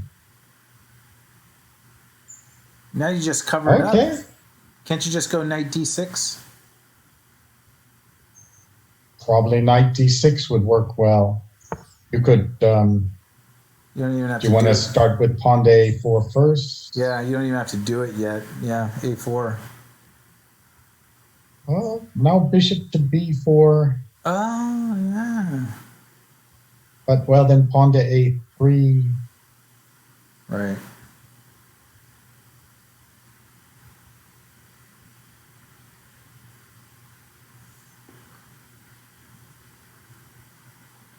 Yes.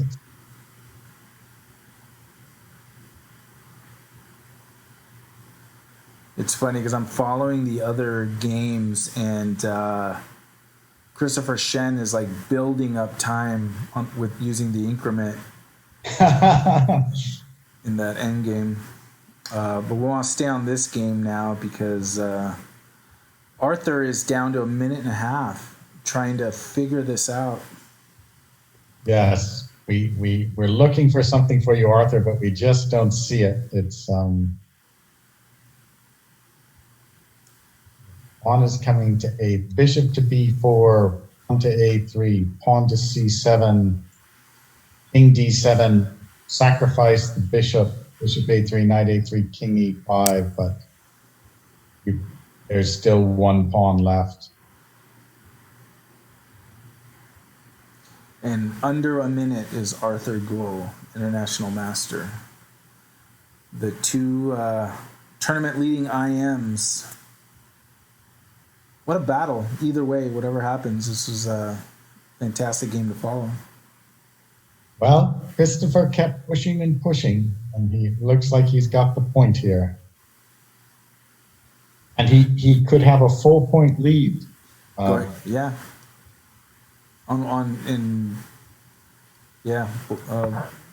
C7. Instantly king d7.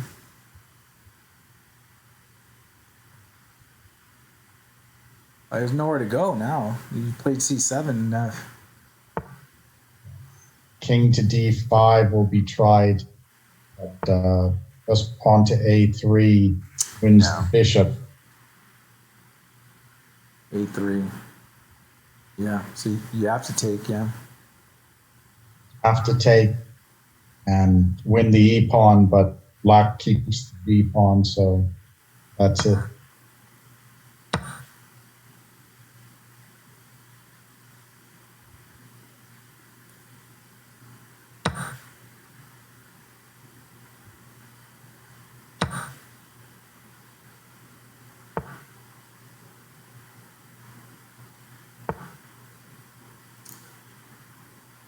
King to B6 and Yeah.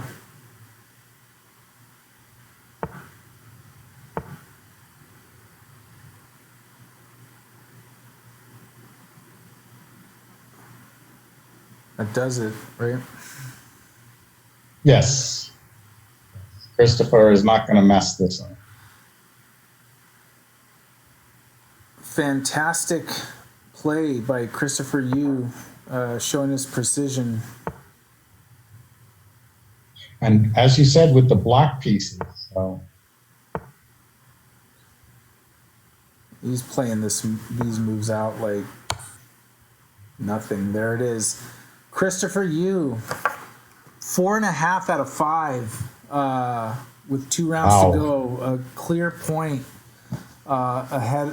Well, I mean, we don't know, actually. The other, he's certainly ahead of Arthur by a full point. He was a 1.5 ahead of Justin Wang. This is the position here. Justin Wang's made some progress. He's a pawn ahead, but if he just loses the B pawn for the D pawn, that's a drawn ending. So rook to B2. It looks like something went wrong for Rui in her game. She ended up losing the game. Let's go back a few minutes here. So bishop A7, rook C1 was played here. It's coming. She plays rook H7, queen G3.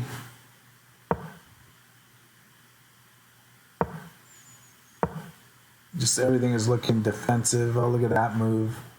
Queen H4, attacking the rook there, and then, yeah. Oof. All the white pieces infiltrating.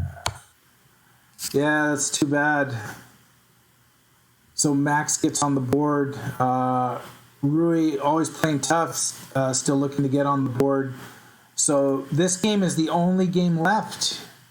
Justin Wang and Christopher Shen, but it looks like will Justin be able to convert this? This is a dead draw. Yeah. You're pawn up. And Christopher Shen making the most out of his playing on the increment. Got to give him defensive player of the day for what he did here. Yeah, that's pretty impressive. The resources he had to figure out to even just survive. We go back with an absolutely terrible position, less than a minute on the clock. Your opponent has, 30 minutes. Wow, you're a hero, Christopher. The game's not over yet. So let's see. But given that he's a pawn up, he certainly has the ability to try to take shots at complicating the position enough to try to induce an error, given that he's only got a minute and 11 seconds left on the clock. But that's going to be pretty tough to do, right? Just given the structure. Yeah. No, it's an ideal setup. It almost plays itself. I mean, pretty much, right? I mean, yes, if the white rook tries to chase the black king away, you'll get checked by the black rook.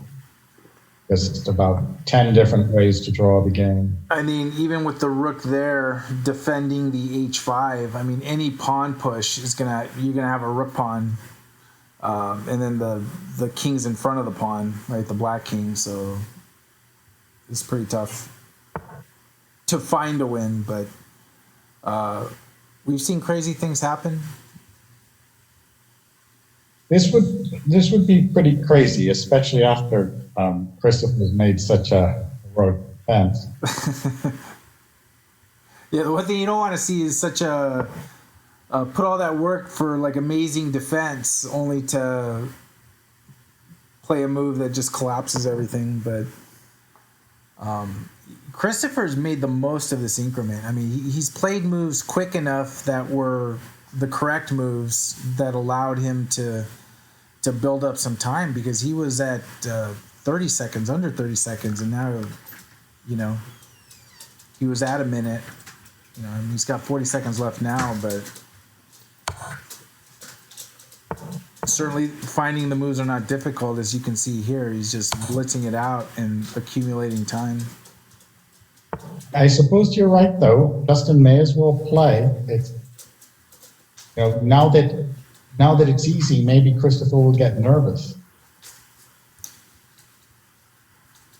And that's what he's counting on. I mean, he's trying to induce an error.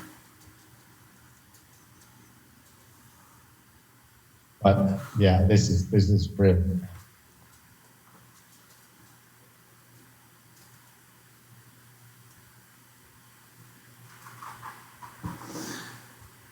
And Okay. From Justin's perspective, and given that the position is what it is it in his benefit to play faster, to try to induce an error rather than to calculate, right? Because the more he thinks, the more he gives Christopher time to... normally you don't want to play like that and think like that, but given that, I mean, only a gross error is going to win the game, is that a strategy at all, or is that just nonsense?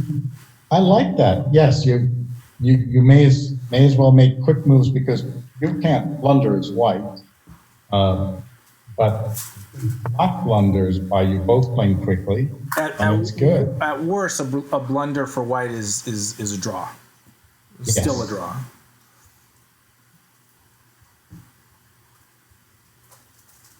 And if you think, and Christopher's going to figure out the position completely so that he can play with just 1 second a move.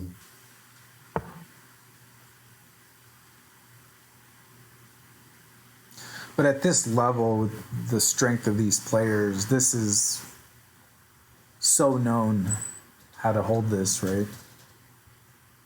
Okay, Justin's going to try to get his king up to the 5th rank. So he's gonna try, right? For instance, king f4, rook f1 check would probably lose the game. Oh, I didn't like that move so much.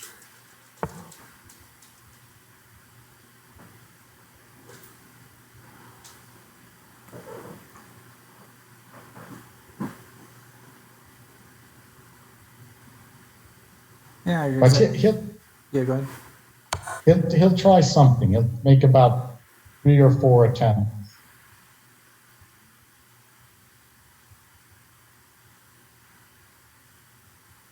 And Abel, what is the case of the 50 move rule here? That's just counted by the computer? Yeah, and it actually chess.com counts that, so the players themselves don't have to monitor that. And clearly, no pawn is advancing, so I'm looking 57. It looks like there's still like 35 moves to go for that to happen, because I do see a capture at move 57. Move 58, white was the last capture.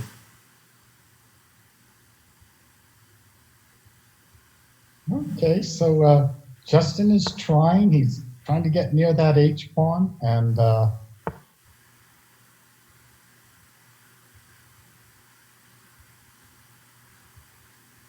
although he does have Christopher down to 35 seconds. yeah. Get interesting.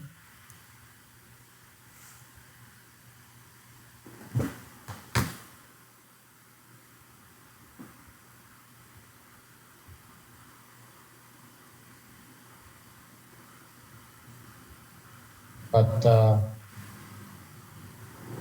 in trying to get the H-pawn, he could give Christopher a completely defensible position. For instance, rook to E5, rook A4 check, king F5, rook to G4, hitting that G-pawn, and the rook will have to come back to E3 for the rest of the game and defend the pawn.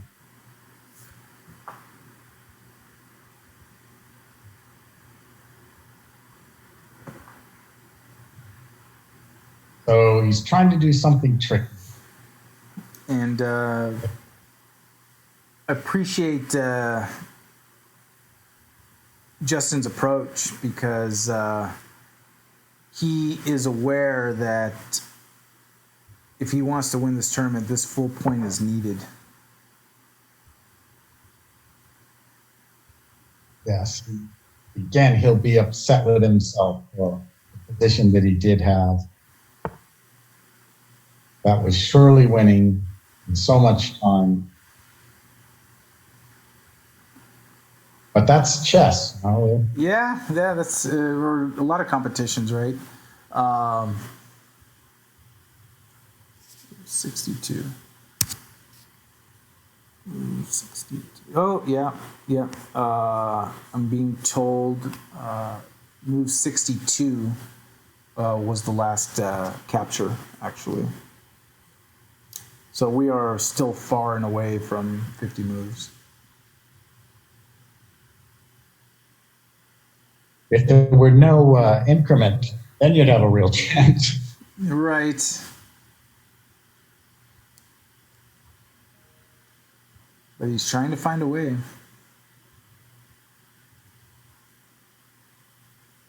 Yes, seeing there is no way, and any E5 comes to the fourth rank check. White king can't go up to F5 because of rook G4, so we'd have to go back. And now they're repeating moves. And the computer does also note that if a position repeats itself, it'll just call it. Oh, you don't have to call it. No. The third. Yeah, it'll do it for you.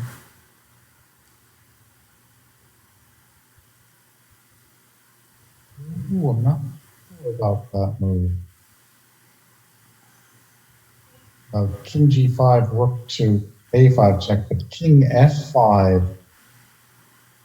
Oh, King F5, rook to G4. Yes. Nice. So Justin is running out of things to try.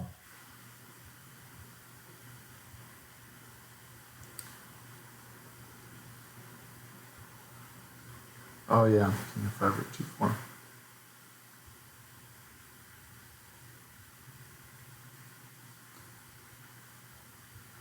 Does Justin run the risk of putting a lot out, probably an extra 15 minutes or so of time trying to eke out the point, where it puts him unfavorably going into the next round just because of all the extra work, but there's still a good hour and a half, hour 20 minutes till the start of the next round, so probably not. There's enough time to get rest. Oh, but you've got a point. He continues to play, and yeah, it's been a long tournament already. So,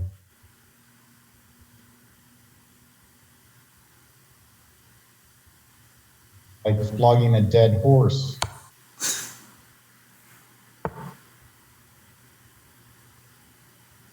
Okay, check. All right, good. King F5, rook to H6 would have been a problem, but good defense by Chris. Yeah, and this is tough because the king can't advance up. Yeah, you need the rook to help the king advance, but then that's got other problems. So But he just gave Christopher a chance to lose with king to F5. So for those of you watching now, Christopher Yu won his game against Arthur Guo, so he has a full point lead on Arthur going into the final 2 rounds. Justin Wang, if he's able to win this game, he'll remain a half point behind Christopher Yu. But he will play him. But if it's a draw, he's going to be a point and a half behind, which means he would no longer control his own destiny, so to speak.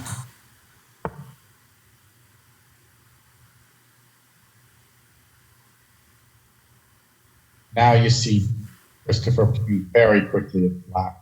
He's been around the circle and he knows where the pieces are. Yeah, this position for sure.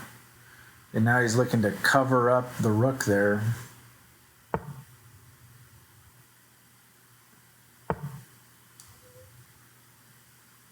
Yeah, and all the right moves quickly. And we've had this position before.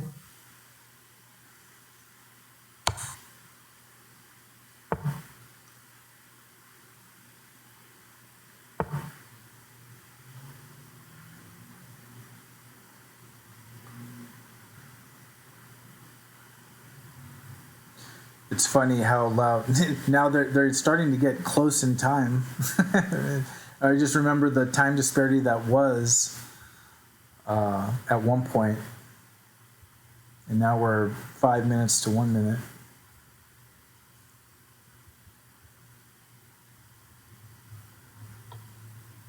So he can try rook e6, check king g7, rook e3, and Christopher will have to go rook to b5.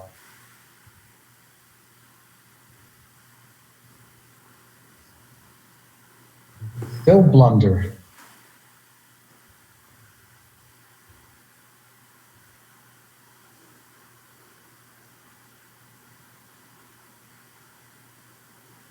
Yeah, so we have someone in the chat saying, well, when you get to move 49, then go for g4. Try to make something happen. That's determined.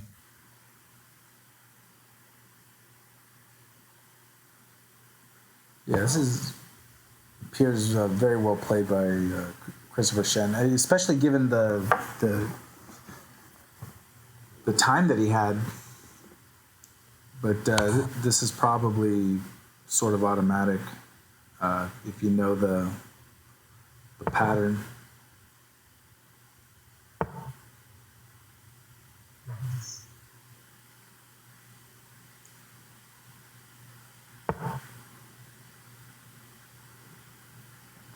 If he plays this, yeah, he's confident. He knows where things should stand. Yeah. Imagine this is like knowing the bishop, knight, king, checkmate. Like this is a pattern, right? They attack something, you have a way to defend it. Bishop, knight, king is tricky for people. Oh yeah, I never learned it myself. And I've never had to do it actually in my whole life in a tournament game.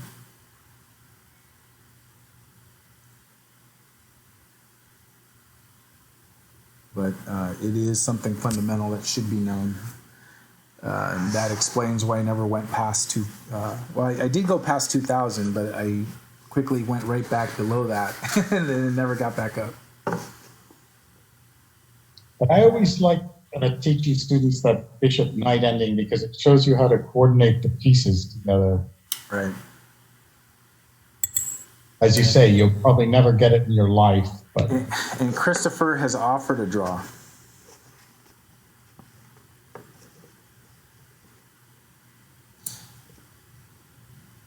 fair enough at this point.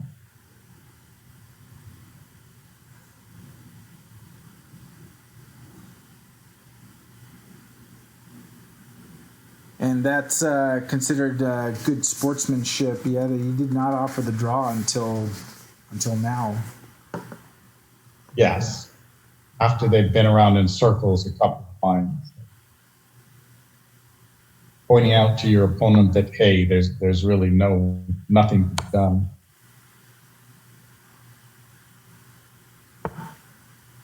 And check.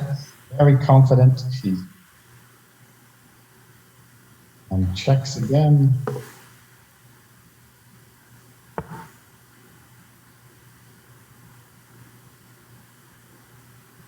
Oh, no, that rook to g4. Yes, we had talked about this earlier. Right. And that's a wrap, folks. The white king cannot help out, cannot defend the g3 pawn, so that white rook is tied to the defense of g3. Just move that king anywhere.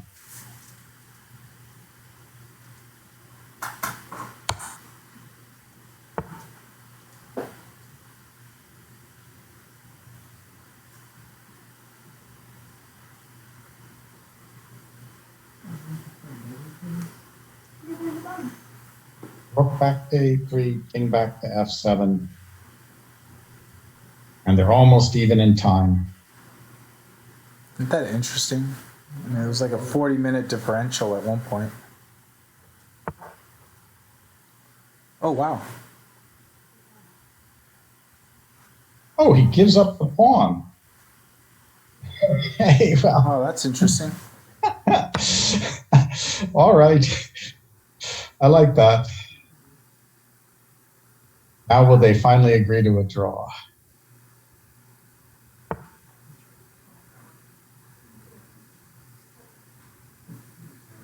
Okay, white wins a pawn, but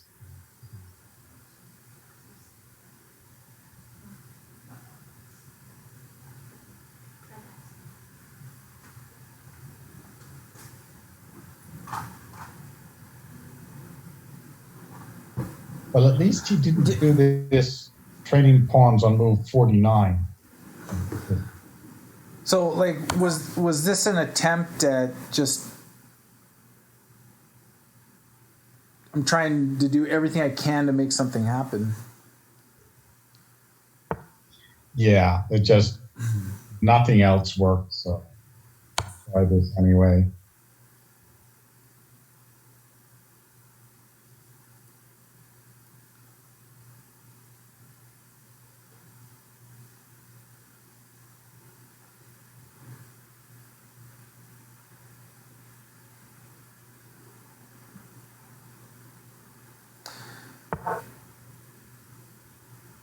It'll be interesting to see the effects of this game on the players for the remaining 2 rounds, just for the length of it. This is by far the longest game, I think, of the tournament. How is Christopher Shen doing? He's in the middle? Let me take a look. Yeah, he's in the middle. He's with 2 points. 2 out of 4. So... okay, he's can't really win the tournament unless a miracle happens. Right, no. Especially not after Christopher Yu's win. I mean, you need a total collapse from Christopher Yu. Because if he draws this, he'd have 2.5, but Christopher's already at 4.5. Oh, good. We're finally going to get a completely drawn position. More completely drawn than the other position. Wait. Oh, actually, okay. I thought he could have played rook to d5 so that the pawns even stay even. On rook g5, you can trade those. Rooks. I mean, all right, this H pawn is the most hopeless pawn you can have to try to clean.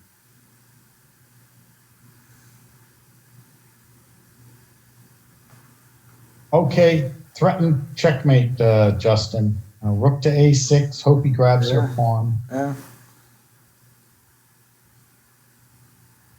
I mean, the longer this goes, the more in your mind you start thinking, gosh, can you imagine if there was like a mouse slip or just something just insane?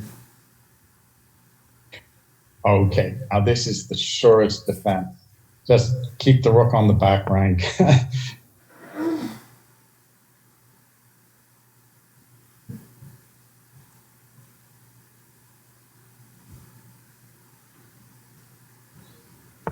But Justin is only tiring himself out at this point. Right, and this is the thing. I mean, you know, the scholarship prize is the big prize, right? A $6,000 scholarship, but there are cash prizes for first, second, and third. So it's not like they have nothing to play for. First place has an additional $600 for first, second place $400 for second, and $200 for third. So there is something on the line, even if you end up not winning the tournament. Well, Justin has 2 big games coming up. He's really going to need his energy. And he's making Christopher prove that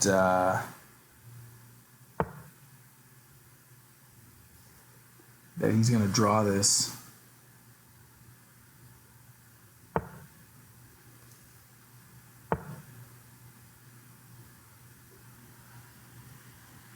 You know, Eyelashes is in the chat, you know, basically saying, I'm going to test your nerves. I'm going to make sure that I'm going to see if you don't mess this up. But he could end up actually draining himself out because, you know, there is stuff to play for still.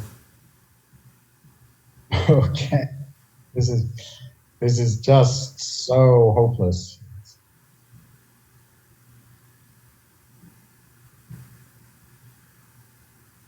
But I mean, I guess if you're a true competitor, you're trying to give every opportunity you can to get this point. And Justin Wang has offered a draw, and the game has been drawn. Wow, what a game considering where we were. I mean, look at this position, right? I mean, if you consider where things were, I mean, this was rough. I had written him off. I chalked up the point for Justin. Yeah, and he stuck with it. I mean, this was like pretty bad. And you know, he came back to the end. So round 5 is in the books, and Christopher Yu has a full point lead on Arthur Guo, and with that draw by Justin Wang, that puts him at 3.5. Yeah, so he has a full point lead on both Arthur and Justin. So it's still possible, actually, for Justin Wang to... actually, here's another thing to consider, because I know, and Judit can correct me if I'm wrong in the chat, there going to be no playoffs to determine first. It's going to be straight on tie breaks. So it is possible, I think, that if Justin should defeat Christopher Yu, he may have a better tiebreaker when all is said and done. Oh, yes. So he may still control his own destiny, but I don't know, because the first tiebreaker is not in itself that he defeated Christopher. So that would still be an unknown. The tiebreak would win the scholarship, so there's a lot on the line. So it might technically still be possible for Justin Wang to control his own destiny, but hopefully, given the length of this game, didn't drain him out, because he will be playing Christopher Yu. The next round. Well, let me see if it's the next round, actually. Justin, round 6. He is playing him in the next round. All right. That's And but Christopher will have a white. So hopefully he's eating some lunch and getting himself ready. And it should be an exciting round 6. So we're going to sign off for now, and we will be back at 1:30 for round 6, where the game to watch in that round will be Christopher Hughes White against Justin Wang. Justin Wang, if he wants to win the tournament and the scholarship, will need the full point. The standings have been updated on the U.S. Cadet site, which we'll put in the chat. It is right there. So check that out, and we will be back at 1:30 with FIDE Master Paul Whitehead and Grandmaster Nick Firmian, covering the dramatic final 2 rounds of this 2020 U.S. Cadet National Championship Online. So we are going to sign off for now, and we will see everyone at 1:30. All right, Nick, go eat. We'll see you soon. Okay.